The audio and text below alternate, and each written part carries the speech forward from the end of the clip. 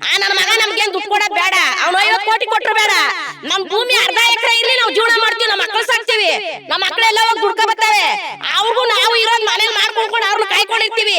ಇವನ್ ಭಿಕ್ಷೆ ಹಾಕೋದೇನ್ ಬೇಡ, ಅವ್ನು ಹಾಕೋದ್ ಅವ್ನ ನಾಯಿಗೆ ಹಾಕ್ಲಿ, ಅವ್ನ್ ದುಡ್ಡು ಕೊಡೋದು ಬೇಡ, ನಮ್ ಭೂಮಿ ನಮ್ಮ ಹಕ್ಕು, ನಾವ್ ಒಂದ್ ಅಡಿ ಜಾಗ ಬಿಟ್ಕೊಡಲ್ಲ. ನನ್ನ ಮಗ ಬರೀ ಕಸಿನ ಬಗ್ಗೆ ನೋಡಿ ಕಳಿಸ್ತೀನಿ. ಎಂತ ಗೊತ್ತಾನ ನನ್ನ ಮಗ ಇಲ್ಗೆ, ನಮ್ಗೆ ಯಾವ್ದು ಬೇಡ, ನಮ್ ಭೂಮಿ ನಮ್ಮ ಅತ್ತೆ ನಮ್ಮ ಮಾವ ನಾವ್ ಸಾಕಿರೋದು, ನಾವ್ ಒಂದ್ ಇಂಚು ಜಾಗ ಬಿಟ್ಕೊಡಲ್ಲ. ಅವನು ನಮ್ಗೆ ದುಡ್ಡು ಕೊಡೋದು ಬೇಡ, 10 ಕೋಟಿನೂ ಬೇಡ, 10 ರೂಪಾಯಿನೂ ಬೇಡ, ನಮ್ಗೆ ನಾವ್ ಇರೋದೇ ಸಾಕು, ನಾವ್ ಇನ್ನ ಚೆನ್ನಾಗಿದ್ದೀವಿ.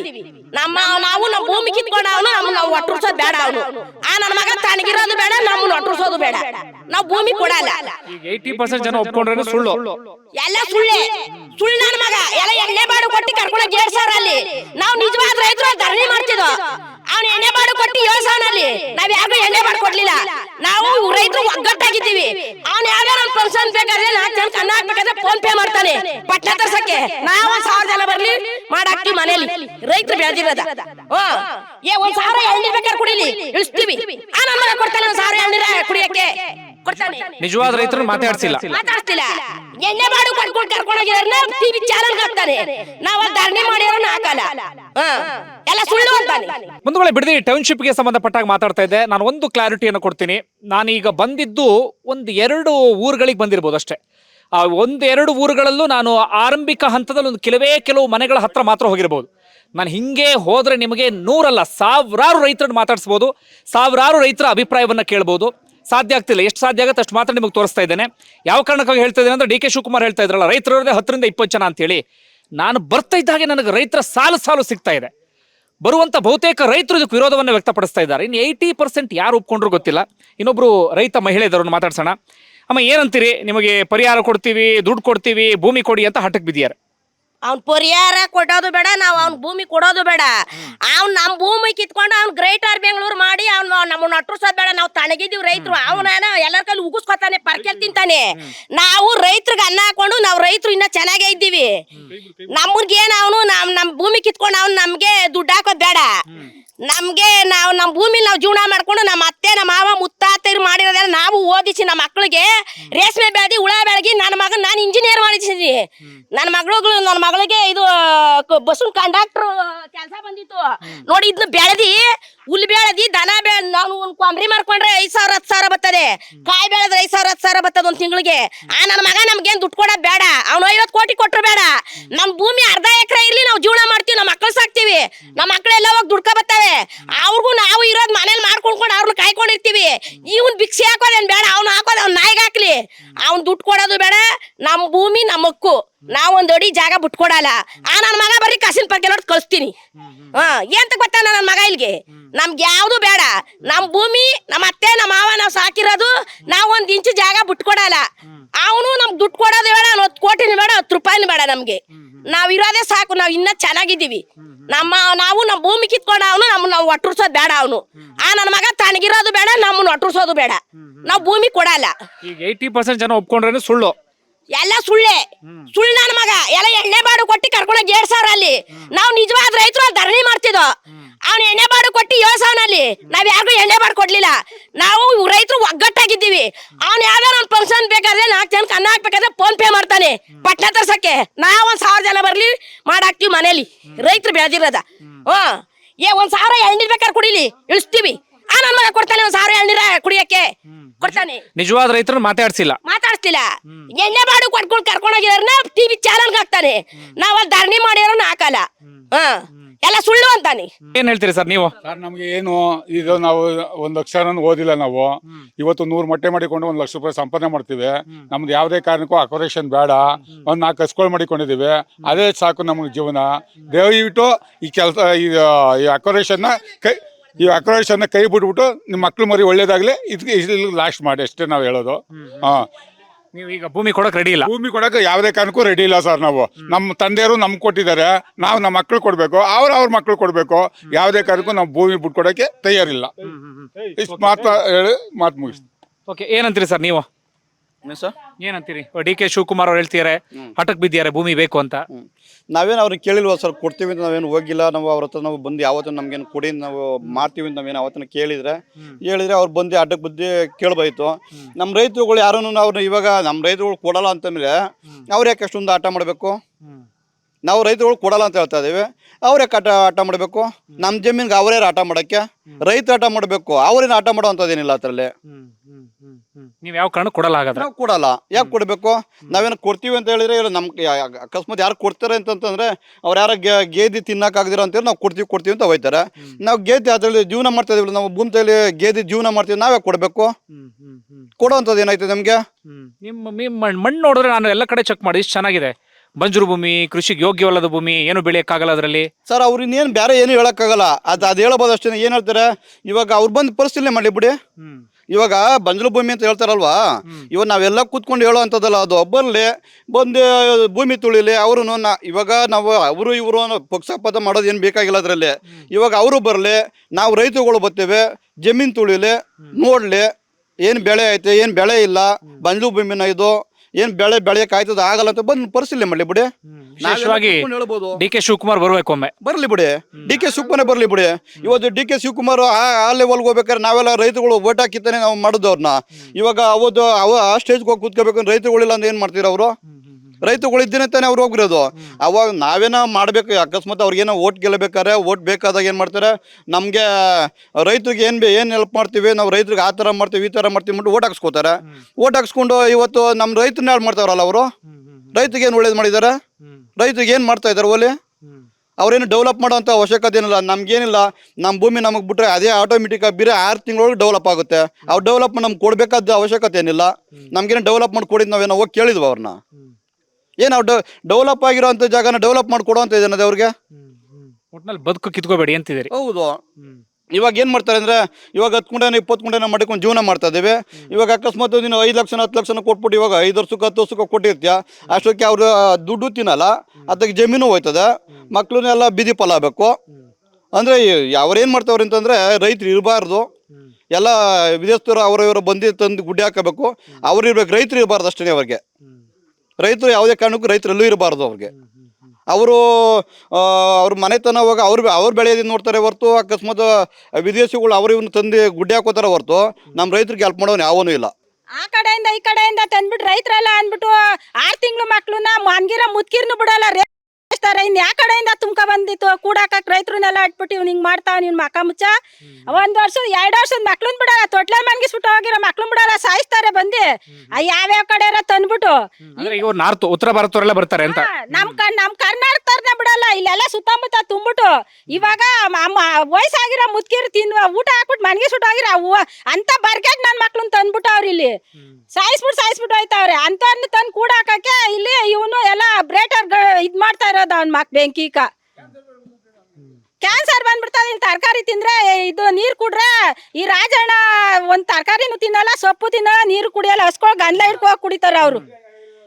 ಹಾ ಎಲ್ಲ ಹೊರ್ಗಡೆಯಿಂದಾನೆ ತಂದು ತಿನ್ನೋದು. ನಮ್ ಬೆಳ್ದ್ ಗೂಡ್ ಎತ್ಕೋಗಾದ್ರು, ನಾವ್ ಬೆಳ್ದ್ ತರಕಾರಿ ತಿನ್ನೋರು, ಸೊಪ್ಪು ತಿನ್ನೋದ್ರು. ಅಲ್ಲೆಲ್ಲ ತರಕಾರಿ ತಗೋದಾರೆಲ್ಲ ಯಾ ಪಂಚಾಯತಿಯರಪ್ಪ ನೀವು, ನಮ್ ಕ್ಯಾನ್ಸರ್ ಬರ್ತದ ಗಣಪ್ಪ, ಬೇಡ ಹೋಗಪ್ಪ ಅಂತ ಕಳಿಸ್ತಾರಂತೆ. ಅಂದ್ರೆ ಅವ್ರು ಸಿದ್ದರಾಜಣ್ಣ ರಾಜಣ್ಣರ್ ಬೆಳ್ದಿರೋರ್ ಮಾತ್ರಕ್ಕ ಎಲ್ಲ ಅಪ್ರಂಜಿ ಕಣಪ್ಪ, ನಿನ್ ಮೋದಿ ಕಳಿಸ್ತಾವನೆ ಇದ್ರಲ್ಲಿ ಹೆಲಿಕಾಪ್ಟರ್ ಅಂತ ತಿಂತಾರಂತೆ ಅವ್ರು. ಹಿಂಗೆ ನಿಮ್ಮ ಆದಾಯ ಎಲ್ಲ ಹೆಂಗಿದೆ ಅಂತ? ಅದೇ ಇವಾಗ ನಾವು ರೇಷ್ಮೆ ಬೆಳಿತೀವಿ, ಬಾಳೆ ಬೆಳಿತೀವಿ, ಅಡಿಕೆ ಐತೆ. ನಾವು ಇದ್ರ ಮೇಲೆ ಜೀವನ ನಂಬ್ಕೊಂಡು ಜೀವನ ಮಾಡ್ತಾ ಇದೀವಿ. 80 ಅಡಿಯಲ್ಲಿ ನೀರ್ ಐತೆ, ಕೆರೆ ನೀರು ಅಂತಾರಲ್ಲ, ಎಲ್ಲ ಕೆರೆ ಇಲ್ದೇರನೇ ಜೀವನ ಮಾಡ್ತಾರೆ. ಬೆಂಗಳೂರಿಂದ ಬರೋ ನೀರೆಲ್ಲ ಎಲ್ಲಿ ಬಿಟ್ಬಿಡ್ತಾರೆ? ಕೆರೆ ಇರೋದ್ಕೇನೆ ಎಲ್ಲ ಕಡೆ ಜಲಜೀವಿಗಳೆಲ್ಲ ನಂಬ್ತಾ ಇರೋದು. ಈಗ ಡಿ ಕೆ ಶಿವಕುಮಾರ್ ಅವ್ರ ರೈತರು ಎಲ್ಲ ಅಂತಾರಲ್ಲ, ಅವರು ದೇವ್ರಿಗೇನೋ ಅವ್ರಿಗೆ ಅಧಿಕಾರ ಕೊಟ್ಟದೆ, ಹಣ ಆಸ್ತಿ ಕೊಟ್ಟವ್ರೆ, ಎಲ್ಲಾನು ಕೊಟ್ಟವ್ರೆ, ಐಸ್ಪ್ರೇ ಎಲ್ಲ. ರೈತರ ಮೇಲೆ ಈ ತರ ಕಲ್ಲೆ ತಕೋ ಬುದ್ಧಿ ಮಾತ್ರ ಅವ್ರು ಮಾಡ್ಬಾರ್ದು, ದಯವಿಟ್ಟು ಕೇಳ್ಕೊತೀವಿ. ಇಂಥ ಎಲ್ಲರೂ ರೈತರನ್ನ ಸಾಯಿಸುವಂತ ಕೆಲಸ ಮಾಡ್ಬೇಡ್ರಿ. ಇನ್ನೊಂದು ಸತಿ ನೀವು ಸರ್ಕಾರ ಬರಬೇಕು ಅಂತ ಅಂದ್ರೆ ಒಂದಷ್ಟಕ್ಕೆ ಜನಗಳಿಗೆ ಒಳ್ಳೇದ್ ಮಾಡೋದ್ ಕಲೀರಿ. ಒಂದ್ ನಿಮಿಷ ಹಂಗೆ ಈ ಕಡೆ ನೋಡಿ, ಇಲ್ಲಿ ಎಷ್ಟು ಚೆನ್ನಾಗಿ ನೋಡಿ, ಇದು ಈ ಅಡಿಕೆ ಮರದ ಗಾತ್ರ ನೋಡಿ ನೀವು. ಜೊತೆ ನೀವು ಆ ಕಡೆ ನೋಡಿದ್ರೆ ನಿಮಗೆ ತೆಂಗು ಕಾಣುತ್ತೆ. ಯಾವ ಸರಿ? ಓಕೆ ನೋಡಿ, ಆ ಕಡೆ ಅಲ್ಲಿ ನೋಡಿ, ಅಲ್ಲಿ ನೋಡಿ, ಆ ಕಡೆ ನಿಮ್ಮ ಪಕ್ಕದಲ್ಲಿ ತೆಂಗು ಕೂಡ ಕಾಣಿಸ್ತಾ ಇದೆ. ಒಂಚೂರು ಎಲ್ರಿಗೂ ಗೊತ್ತಾಗ್ಲಿ ಅನ್ನೋ ಕಾರಣಕ್ಕಾಗಿ ನಾನು ತೋರಿಸ್ತಾ ಇರೋದು. ಬಿಡದಿ ಆಚೆಗಿನ ಜನಕ್ಕೆ ಒಂಚೂರು ನೀವು ಆ ಕಡೆ ನೋಡಿದ್ರೆ ನಿಮಗೆ ರೇಷ್ಮೆ ಭಾಳ ಅತ್ಯದ್ಭುತವಾಗಿ ಅದು ಬಂದಿದೆ, ನಾನು ಅದನ್ನು ನಿಮಗೆ ತೋರಿಸ್ತಾ ಹೋಗ್ತೀನಿ. ಹಾಗೆ ಅವ್ರನ್ನ ಮಾತಾಡಿಸ್ತಾ ಹೋಗೋಣ. ಸರ್, ಇದು ಪರಿಹಾರ ಕೊಡ್ತೀವಿ ಅಂತೀರಲ್ಲ? ಪರಿಹಾರ ಅವ್ರು 10 ಕೋಟಿ ಎಲ್ಲ 20 ಕೋಟಿ ಕೊಟ್ರೆ ಬಿಡಲ್ಲ. ಬೇಕಾದ್ರೆ ಅವ್ರೇನೇನೆ ನಾವೇ ಒಂದ್ 2 ಕೋಟಿ ಕೊಡ್ತೀವಿ, ಅವ್ರ ಹೆಸರಲ್ಲಿ ಜಮೀನು ಬಿಟ್ಕೊಡ್ಲಿ ನಮ್ಗೆ, ನಾವಿದು ಹೇಳ್ತೀವಿ. ನಾವೇ 2 ಕೋಟಿ ಕೊಡ್ತೀವಿ, ಅವ್ರ ಹೆಸರಲ್ಲಿ ಎಲ್ಲ ಆಯ್ತು ಇಲ್ಲೆಲ್ಲ ಮಾಡ್ಕೊಂಡವ್ರೆಲ್ಲ ಈ ರೋಡ್ ಸೈಡ್ ಅಕ್ಕಪಕ್ಕ ಕೊಡ್ಲಿ. ಅವ್ರು ನಮಗೂ ಅಷ್ಟು ಬೇಸತ್ತೋಗ್ಬಿಟ್ಟದೆ. ನಾವು ಅಪ್ಪ ಅಮ್ಮ ಸಂಪಾದನೆ ಮಾಡಿದ ಜಮೀನ ಎಲ್ಲೋ ಕುತ್ಕೊಂಡು ಈ ಪರಿ ಇಷ್ಟೊಂದು ಇದ್ ಮಾಡ್ತಾರಲ್ಲ, ಅದನ್ನ ನಮ್ ಕೈಲಿ ತಡೆಯಕ್ ಆಯ್ತಾ ಇಲ್ಲ. ಒಂಚೂರು ಸರ್, ಇವತ್ತು ರೇಷ್ಮೆ ಕೃಷಿ ಅಂದ್ರೆ ಇದು ಒಂದು ಜಾಬ್ ಸೇರ್ಕೊಂಡಂಗೆ. ಈಗ ರೇಷ್ಮೆ ಕೃಷಿಲಿ ನಾವು ಒಂದಿಲ್ಲ ಅಂದ್ರೂ 50,000 to 60,000 ರೂಪಾಯಿ ಒಂದು 15-20 ದಿನಕ್ಕೆ ನಾವು ದುಡಿತಾ ಇದೀವಿ. 20 ದಿನಕ್ಕೆ ಅಷ್ಟೇ ಸರ್. 2 ಜರದ್ದು ಉಳಿದು ಕೊಡ್ತಾರೆ, 20-22 ದಿವಸಕ್ಕೆ ಕಾಸ್ಟ್ ಬರುತ್ತೆ. ಈ ತರ ರೇಷ್ಮೆ ನೋಡಿ ಯಾವ ತರ ಬೆಳೆಸಿದೀವಿ. ಈ ತರ ರೇಷ್ಮೆ ಮಾಡಕ್ಕೆ ಎಷ್ಟು ಕಷ್ಟ ಇದೆ ರೈತರಿಗೆ. ಇವೆಲ್ಲ ಇದೇನು ಇದು 10 ವರ್ಷದ್ದು ಸರ್ ಬುಡ. ಇದು ಅವ್ರ ಪ್ರಕಾರ ಬರಡು ಭೂಮಿ ಸರ್, 10 ವರ್ಷದ್ದು ಬುಡ ಇದು. ಇದು ಇನ್ನ 20 ವರ್ಷ ಬರುತ್ತೆ. ಇದು ಏನ್ ನಾವೇನು ಆಗಾಗ್ಲ ಹಾಕುವಂಗೇನಿಲ್ಲ. ಇದು ರೇಷ್ಮೆ ಕೃಷಿ ಅಂತ ಅಂದ್ಮೇಲೆ ಒಂದ್ಸತಿ ನಾಟಿ ಮಾಡಿದ್ರೆ 20 to 30 ವರ್ಷ ಬಾಳಿಕೆ ಬರುತ್ತೆ. ಅದರಿಂದ ನಾವು ಈಗ ಮಕ್ಕಳನ್ನೆಲ್ಲ ಇಂಗ್ಲಿಷ್ ಮೀಡಿಯಂಗೆ ಓದಿಸ್ತಾ ಇದೀವಿ, ಏನ್ ತೊಂದರೆ ಇಲ್ಲ. ಇನ್ನ ಹಸುಗಳು ಇದೆ, 1 4 ಹಸುಗಳು ಸಾಕ್ತಾ ಇದೀವಿ. ಹಸುಗಳಿಂದನೂ ಒಂದು 20,000 ಆದಾಯ ಇದೆ. ತಿಂಗಳಿಗೆ ಇಲ್ಲ ಅಂದ್ರೆ 70,000 to 80,000 ಆದಾಯ ಮಾಡ್ತಾ ಇದೀವಿ ತಿಂಗಳಿಗೆ. ಭೂಮಿ ಕಿತ್ಕೊಂಡು ಪರಿಹಾರ ಕೊಡ್ತೀವಿ ಅಂತ ಪರಿಹಾರ ಕೊಡ್ತೀವಿ ಅಂತ ಅಂದ್ರೆ ಸರ್, ಅದು ಏನ್ಕಾಗುತ್ತೆ ಸರ್? ಪರಿಹಾರ ಏನ್ಕೋ ಆಗಲ್ಲ ಸರ್. ಪರಿಹಾರ ನಾವು ಜೀವನ ಮಾಡ್ತಾ ಇದೀವಲ್ಲ, ವರ್ಷ ಅನ್ಕಂಟ್ಲೆ ಜೀವನ ಮಾಡ್ಕೊಂಡ್ ಬಂದಿದೀವಿ. ಈಗ ಏಕ್ತಮ್ ಕಿತ್ಕೊಂಡ್ಬಿಟ್ರೆ ಏನ್ ಜೀವನ ಮಾಡೋಣ? ಆಮೇಲೆ ಇಲ್ಲಿ ನೀರಾವರಿ ಸೌಕರ್ಯ, ಇಲ್ಲಿ ಫಲವತ್ತಾದ ಭೂಮಿ ಬೇರೆ ಕಡೆ ಎಲ್ಲೂ ಸಿಗಲ್ಲ ಸರ್. ಇವತ್ತು ಕುಮಾರಸ್ವಾಮಿ ಮಾಡಿದ್ರು ಅಂತಾರೆ. ಕುಮಾರಸ್ವಾಮಿ ಮಾಡಿದಾಗ ಇಲ್ಲಿ ಅವರು 30 ಲಕ್ಷ ಮಾಡಿದಾಗ ಇಲ್ಲಿ 15 ಎಕರೆ 20 ಎಕರೆ ಬರೋದು ಪಕ್ಕದಲ್ಲೇನೆ. ಇವಾಗ 2 ಕೋಟಿ ಕೊಡ್ತೀನಿ ಅಂತವ್ರೆ. 2 ಕೋಟಿ ಕೊಟ್ರೆ ಇಲ್ಲಿ ಆಚೆ ಕಡೆ ಒಂದ್ ಸೈಟ್ ಬರಲ್ಲ. ಇದನ್ನ ತಗೊಂಡು ಏನ್ ಮಾಡೋಣ ದುಡ್ಡು? ಅಲ್ಲ, ಕುಮಾರಸ್ವಾಮಿ ಟೈಮಲ್ಲಿ ಅಪ್ಪಿತಪ್ಪಿ ಮಾಡಿದ್ರೆ ನಿಮಗೆ ಆ ದುಡ್ಡಲ್ಲಿ ಬೇರೆ ಕಡೆ ಸಿಕ್ತಿತ್ತು ಜಾಗ. ಸರ್, ಅವಾಗ ಇಷ್ಟು ಬೆಳವಣಿಗೆ ಇರ್ಲಿ. ಇವೆಲ್ಲ ನೋಡಿ ಸರ್, 5 ವರ್ಷ 6 ವರ್ಷ 7 ವರ್ಷ 8 ವರ್ಷದ ಮರಗಳು ಸರ್. ಅವಾಗ ಬರಡು ಭೂಮಿನೇ ಇತ್ತು. ಅವಾಗ ನೀರಾವರಿ ಸೌಲಭ್ಯ ಮಾಡ್ಕೊಂಡಿರ್ಲಿಲ್ಲ. ಇಲ್ಲಿ ಯಾವಾಗ ಕುಮಾರಸ್ವಾಮಿ ಅವರು ಈ ಕೆರೆ ಎಲ್ಲ ಇದ್ ಮಾಡಿ ಚಾನಲ್ಗಳು ಮಾಡಿದ್ರು, ಸ್ವಲ್ಪ ಬೋರ್ಗಳು ಹಾಕ್ಸ್ಕೊಂಡ್ರು, ರೈತರು ಆರ್ಥಿಕವಾಗಿ ಸಂಪಾದನೆ ಮಾಡ್ಕೊಂಡ್ರು. ಆರ್ಥಿಕವಾಗಿ ಅಂದ್ರೆ ಹೈನುಗಾರಿಕೆ ಮಾಡಿದ್ರು. 24 ಹಳ್ಳಿಗೆ 24 ಡೈರಿ ಇದೆ ಸರ್. 24 ಡೈರಿಗೆ ಹಸುಗಳು ಎಷ್ಟಿರ್ಬೋದು? ಒಂದ್ ಮಿನಿಮಮ್ 10 ಲೀಟರ್ ಹಾಲು ಅಂದ್ರೂ 12,000 ಹಸು ಬರುತ್ತೆ. ಕರ ಅವು ಇವು ಎತ್ತು ಅಂತೇವಿಂತೇವ್ ಆದ್ರೂ 50,000 ಹಸು ಬೀದಿಗೆ ಬೀಳುತ್ತೆ. 50,000 ಹಸುನ ಫಸ್ಟ್ ಏನ್ ಮಾಡ್ತಾರೆ DK ಶಿವಕುಮಾರ್ ಅಂತ ಕೇಳ್ಬೇಕು. ಈಗ ಇವರು ದ್ವಂದ್ವ ನೋಡಿ ಎಷ್ಟು ಅಂದ್ರೆ, ಈಗ ಉತ್ತರ ಕರ್ನಾಟಕ ಭಾಗದಲ್ಲಿ ನಮಗ್ ಕೃಷಿ ಮಾಡಕ್ ಆಗ್ತಿಲ್ಲ, ಇಂಡಸ್ಟ್ರೀಸ್ ತನ್ನಿ ಅಂದ್ರೆ ತರ್ತಿಲ್ಲ. ಹೌದು, ನೀವು ಕೃಷಿ ಮಾಡ್ತೀವಿ, ಇಂಡಸ್ಟ್ರೀಸ್ ಬೇಡ ಅಂದ್ರೆ ಇಲ್ಲ, ನಿಮಗ್ ಏನೋ ಒತ್ತ ಇದ್ ಮಾಡ್ತೀವಿ. 3,500 ಎಕರೆ ಗೋಮಾಳ ಐತೆ, ಅದನ್ನ ತಿನ್ಬೇಕು. ಎಲ್ಲ ತಗೊಂಡು ದುಡ್ಡನ್ನ ಅವ್ರ ಅಕೌಂಟ್ ಹಾಕೊಂಡು ನೆಕ್ಸ್ಟ್ ಭಾಗ್ಯಲಕ್ಷ್ಮಿ ಯಾವ್ದೋ ಯೋಜನೆ ಆಯ್ತಲ್ಲ, ಒಂದೇ ಸತಿ ಹಣ ಬಿಡುಗಡೆ ಮಾಡ್ತಾರೆ, ಎಲ್ಲಾರು ಓಟ್ ಹೊತ್ ಬಿಡ್ತಾರೆ ಅನ್ನೋ ಇಂಟೆನ್ಷನ್ ಅವ್ರದ್ದು. ನಮ್ಮನ್ನ ತುಳಿಬೇಕು, ಅವ್ರಿಗೆಲ್ಲ ದುಡ್ಡು ಕೊಡ್ಬೇಕು. ಇಲ್ಲೆಲ್ಲ ನಮ್ಮನ್ನ ತುಳಿಯೋದು, ಅವ್ರನ್ನ ತಗೊಂಡೋಗಿ ದುಡ್ಡು ಕೊಟ್ಟು ಸಂಪಾದನೆ ಮಾಡ್ಬೇಕು. ಈಗ 1 ಎಕರೆ ಇರೋರು ಅಥವಾ 30 ಸರ್, ನಮ್ದಿರೋದೇ 2 ಎಕರೆ ಸರ್. ಆದ್ರೆ ನಾವು ಮಾಡ್ತಾ ಇರೋದು 5 ಎಕರೆಯಿಂದ 6 ಎಕರೆ ಮಾಡ್ತಾ ಇದೀನಿ, ಬೇರೆಯವ್ರದ್ದು ಸೇರಿ. ನಾವು ಅಷ್ಟು ಕೆಪಾಸಿಟಿ ಐತೆ, ಮಾಡ್ತಾ ಇದೀವಿ. ಬೇರೆಯವ್ರು ಮಾಡಕ್ ಆಗಲ್ಲ, ಸುಮ್ನವ್ರೆ ಮಾಡೋರು. ಉಗುರು ಕಣ್ ಮಣ್ ಮಾಡ್ಕೊಂಡ್ ಮಾಡಿದ್ರೆ ಎಲ್ಲ ಆಗುತ್ತೆ ಕೆಲ್ಸ. ಸುಮ್ನೆ ಬಟ್ಟೆ ಹಾಕೊಂಡ್ ಹೋಗ್ಬಿಟ್ರೆ ಏನು ಆಗಲ್ಲ. ಬಟ್ಟೆ MLE ಬಟ್ಟೆ ಹಾಕೊಂಡು ಹೋಗ್ಬಿಟ್ರೆ ಏನು ಆಗಲ್ಲ ಸರ್. ಇನ್ನೊಂದು ಪ್ರಶ್ನೆ ಅಂದ್ರೆ, DK ಶಿವಕುಮಾರ್ ಇಲ್ಲಿ ಬಂದಿದ್ರ ಅಂದ್ರೆ ಬರೀ 20 ಜನ ರೈತರು ಎಲ್ಲಿ ಬಂದಿದ್ರು? ನಿಮ್ಮ ಮೀಡಿಯಾದಿಂದ ಕರ್ಕೊಂಡೇ ತಾನೇ ಬರ್ಬೇಕು ಅವರು. ಮೀಡಿಯಾದವ್ರು ಇಲ್ದಿರ ಬಂದ್ಬಿಡ್ತಾರ? ಒಬ್ಬ DCM ಬರ್ಬೇಕು ಅಂದ್ರೆ ಮೀಡಿಯಾ ಇಲ್ದಿರ ಬರ್ತಾರ? ಮೀಡಿಯಾದಲ್ಲಿ ಎಲ್ಲವರೇ ಕೇಳಿ, ಯಾವ ಗ್ರೌಂಡ್ ರಿಪೋರ್ಟ್ ಎಲ್ಲ ಅವ್ರೆ? ಈ ಅಡಿಕೆ ನೋಡವ್ರ, ಬಾಳೆ ನೋಡವ್ರ, ಏನ್ ನೋಡವ್ರೆ? ಹೋಗ್ಲಿ ಬೈರ್ಮಂಗ್ಲ ಸರ್ಕಲ್ ಅಲ್ಲಿರೋ ವಿಡಿಯೋ ತೋರಿಸಿ ಸಾಕು, ನೀವೇನು ಬೇಡ. ಬೈರ್ಮಂಗ್ಲ ಕಂಚನಹಳ್ಳಿ ಸರ್ಕಲ್ ಅಲ್ಲಿರೋ ವಿಡಿಯೋ ತೋರಿಸಿ. ಮೂಳೆಯಲ್ಲಿ ನಾಲ್ಗೆ ಅಂತ ಹೆಂಗ್ ಬೇಕಾದ್ರೂ ಒಳ್ಳಾಡ್ತಾರೆ DK ಶಿವಕುಮಾರ್. ಮೂಳೆಯಲ್ಲಿ ನಾಲ್ಗೆ ಅಂತ ಅವರು ಹೆಂಗ್ ಬೇಕಾದ್ರೂ ಸುಳ್ಳು ಹೇಳ್ತಾರ. ಅವರು ಯಾವ ತರ ಸುಳ್ಳು ಅಂತ ಅಂದ್ರೆ, ಇಡೀ ಬೇರೆ ಕಡೆ ಹೋದ್ರೆ ಕಾಡು ಪ್ರಾಣಿಗಳು ಅವೆ, ಇಲ್ಲಿ ಯಾವ ಪ್ರಾಣಿಗಳು ಇಲ್ಲ. ಇಲ್ಲಿ ಇದ್ ಬಂದ್ರೆ ಆಗ ಬೇರೆ ಕಡೆ ಎಲ್ಲಿ ಹೋಗೋದು ಸರ್? ಕಾಡು ಪ್ರಾಣಿ ಒಂದೇ ಒಂದ್ ಇಲ್ಲ, ಬೇರೆ ಕಡೆ ಅವ ಎಷ್ಟು ಇದ್ ಮಾಡ್ತಾವ್ರೆ. ಅಂದ್ರೆ ನೀವು ಪರಿಹಾರ ತಗೊಂಡು ಸ್ವಲ್ಪ ದೂರ ಹೋಗ್ತೀವಿ ಅಂದ್ರೆ ಆನೆ ಕಾಟ, ಆನೆ ಕಡೆ ಕಾಟಗಳು ಜಾಸ್ತಿ. ಇಲ್ಲಿ ಯಾವ್ದು ಇಲ್ಲ, ನವಿಲುನು ಕಾಡಂದಿ ಬಿಟ್ರೆ ಇನ್ ಯಾವ ಪ್ರಾಣಿಗಳು ಇಲ್ಲ. ಇಲ್ಲಿ ಚಿರತೆ ಅಂತ ಬೇರೆ ಕಡೆ ಎಲ್ಲ ಸಾಯ್ತಾರೆ, ನಮ್ ಕಡೆ ಒಂದ್ ಚಿರತೆ ಇಲ್ಲ. ಇಲ್ಲಿ ಏನ್ ಮಾಡುದು? ಈಗ ಈ ತರ ಇದ್ ಮಾಡ್ತಾವ್ರಲ್ಲ. ಮತ್ತೊಂದಂದ್ರೆ ಸರ್, ನಾವು ಕಣ್ಣಿಗೆ ಬಟ್ಟೆ ಕಟ್ಟಿಲ್ಲ ಅವ್ರಿಗೆ. ಕಣ್ಣಿಗೆ ಎಲ್ಲ ಕಾಣಿಸುವಂಗೆ ನೋಡ್ತಾ ಇದೀವಿ. ನೀವು ಡ್ರೋನ್ ನಲ್ಲಿ ಎಲ್ಲ ಕ್ಯಾಮ್ರಾಗಳೆಲ್ಲ ಮಾಡಿದ್ದೀರಾ. ಇವಾಗಾದ್ರೂ ಕಣ್ಣು ತೆರೆದಿ ನೋಡಿ ಡಿ ಕೆ ಶಿವಕುಮಾರ್ ಅವರೇ ನಿಮ್ಗೆ ಏನಾಗಿದೆ ಇದು ಈ ಗ್ರೌಂಡ್ ರಿಪೋರ್ಟ್ ಏನಾಗಿದೆ ಅಂತ ಒಂಚೂರು ತೋರಿಸಿ, ಅವಾಗಾದ್ರೂ ಏನಾರ ಬರ್ತಾರೇನೋ ಮನ ಕಲ್ಕಿ ನೋಡೋಣ ಸರ್. ಇದ್ರ ಮತ್ತೆ ಇದನ್ ಬಿಟ್ಟು ಏನು ಹೇಳಕ್ಕಾಗಲ್ಲ. ಅದೇ ನನ್ನ ಕೊನೆ ಪ್ರಶ್ನೆ ಅಂದ್ರೆ ಬಹಳ ಬೇಸರ ಆಗೋದು, ನೀವು ಇಲ್ಲೇ ಹುಟ್ಟಿರ್ತೀರಿ, ನಿಮ್ಮ ಅಜ್ಜ ಮುತ್ತಜ್ಜ ಎಲ್ಲ ಇಲ್ಲಿ ಬದುಕೊಟ್ಕೊಂಡಿರ್ತಾರೆ, ನಿಮ್ಗೆ ಈ ಭೂಮಿ ಮೇಲೆ ಒಂದು ಭಾವನೆ ಇರುತ್ತೆ. ಏಕಾಏಕಿ ನೀವು ಎಲ್ಲ ಬಿಟ್ಟು ಹೋಗ್ಬಿಡಿ ಅಂದ್ರೆ ಅದೇ ಡಿ ಕೆ ಶಿವಕುಮಾರ್ ಹೋಗ್ತಾರ ಅವ್ರ ಇದರಿಂದ? ಹೋಯ್ತಾರೆ ಸರ್. ಈಗ ಅವರು ದೊಡ್ಡ ಹಳ್ಳಿ ಬಿಟ್ಟು ರಿಯಲ್ ಎಸ್ಟೇಟ್ ಮಾಡ್ಕೊಂಡು ಬೇರೆ ಕಡೆ ಹೋಗವ್ರೆ, ಅವ್ರು ರಾಜಕೀಯದ ಮೇಲೆ ಹೋಗವ್ರೆ. ಆದ್ರೂ ಊರ್ ನೆನ್ಸ್ಕೊತಾರ ತಾನೆ ಪ್ರತಿ ಸಲ. ನಾವೇನ್ ನೆನ್ಸ್ಕೊಳಣ, ಎಲ್ಲ ಕಿತ್ಕೊಂಡ್ಬಿಟ್ರೆ. ನಮ್ಮ ಮಕ್ಳು ಸಾರ್ ಬಿಡೋದು ನಾವೆಲ್ಲಿ ಏನ್ ಕೊಡೋಣ? ಈಗ ಬಿಟ್ಟ ಎಲ್ಲ ಇದಾಗೋದ್ಮೇಲೆ ಮಕ್ಳು ಮರಿಗೆ ಯಾವ ಜಮೀನ್ ಕೊಡೋಣ ನಾವು? ಆ ಓಟ್ ಹೋಗ್ಬಿಟ್ಟಾದ್ಮೇಲೆ ಭೂಮಿ. ಓಕೆ, ಒಂದು ಕಡೆ ಇದಿಷ್ಟೇ ಅಲ್ಲ, ನಾ ಇನ್ನೊಂದಷ್ಟು ಊರುಗಳನ್ನು ನಿಮಗೆ ತೋರಿಸ್ತಾ ಹೋಗ್ತೀನಿ. ಇವೆಲ್ಲ ಬರೀ ಉದಾಹರಣೆ ಅಷ್ಟೇ. ನಿಮಗೆ ಈ ರೀತಿಯಾಗಿ ನಾನು ಹೋಗ್ತಾ ಹೋದ್ರೆ ನಿಮಗೆ ಬೇಕಾದಷ್ಟು ಊರುಗಳು ಸಿಗುತ್ತೆ. ಒಮ್ಮೆ ನೀವು ನೋಡಿದ್ರೆ ಇಲ್ಲಿ ನೋಡಿ, ಯಾವುದೋ ಮಲೆನಾಡು ಅಥವಾ ಈ ಅದ್ಭುತ ಪರಿಸರ ಎಲ್ಲೆಲ್ಲಿ ಇರುತ್ತೆ ಯಾವ ಊರುಗಳಲ್ಲಿ, ಆ ರೀತಿಯಾದಂಥ ಪ್ರಕೃತಿ ನಿಮಗೆ ಇಲ್ಲಿ ಕಾಣಿಸ್ತಾ ಇದೆ. ಬರೀ ಪ್ರಕೃತಿ ವಿಚಾರ ಮಾತ್ರ ಅಲ್ಲ, ನಿಮಗೆ ಮತ್ತೊಂದು ಏನು ಗೊತ್ತಾ, ಸರ್ವನಾಶ ಮಾಡೋದು ಬಹಳ ಈಸಿ. ಅಂದ್ರೆ ಯಾವುದೋ ಒಂದು ಪರಿಸರನ ಹಾಳು ಮಾಡೋದು ಬಹಳ ಈಸಿ, ಅದನ್ನ ಕ್ರಿಯೇಟ್ ಮಾಡೋದಕ್ಕೆ ಸಾಧ್ಯವೇ ಇಲ್ಲ. ನೀವೀಗ ಯಾವುದೋ ಒಂದು ಇಂಡಸ್ಟ್ರೀಸ್ ಹಬ್ ಅಂತ ಅನ್ಕೊಳ್ಳಿ, ಅಥವಾ ಯಾವುದೋ ಒಂದು ಕೈಗಾರಿಕೆಗಳ ಒಂದು ಜಾಗ ಅಂದ್ಕೊಳ್ಳಿ.